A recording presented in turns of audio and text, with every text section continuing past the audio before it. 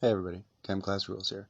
This week in chemistry class, we're doing the classic demonstration, sodium metal into water. But when we opened up the lid of our sodium, we found something not so great. Sodium has to be kept under mineral oil because it will react with the moisture in the atmosphere and create an oxide layer on the outside. Normally this oxide layer is a grayish color, but it's not supposed to look like cheese. So to make sure that everything goes well with our demonstrations, we're going to have to clean it up.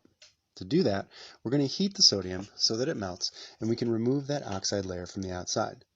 Now all we have to do is dump the entire container into a beaker and start heating it up on our hot plate. Now I did a couple batches worth of this, so we're going to switch back and forth between those batches for this video.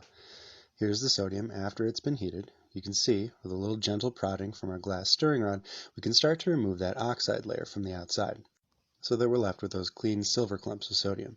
Here's a little bit better shot and a little bit closer. This was the second batch that I did.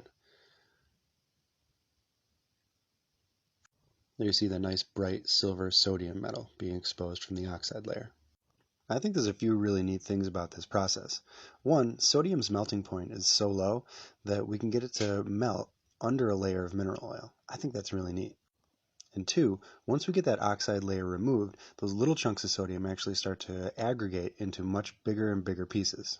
Here we go, get those two big pieces to coagulate.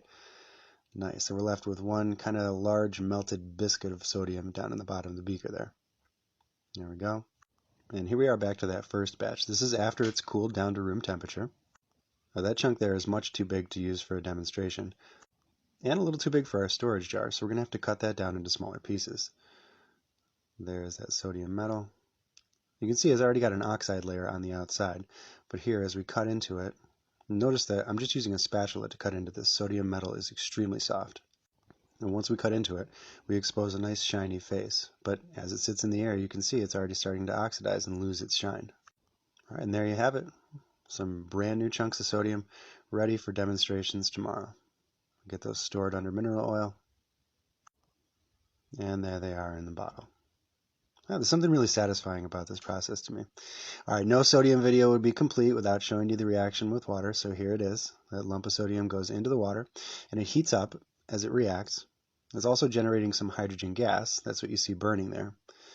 For those of you that have seen sodium in water before, you'll know that this reaction is really vigorous, and sometimes it just goes pop. But you're going to have to wait till the next video to see a really big sodium pop. All right, everybody, remember, the universe is full of wonder, and you should be too. And as always, thanks for watching.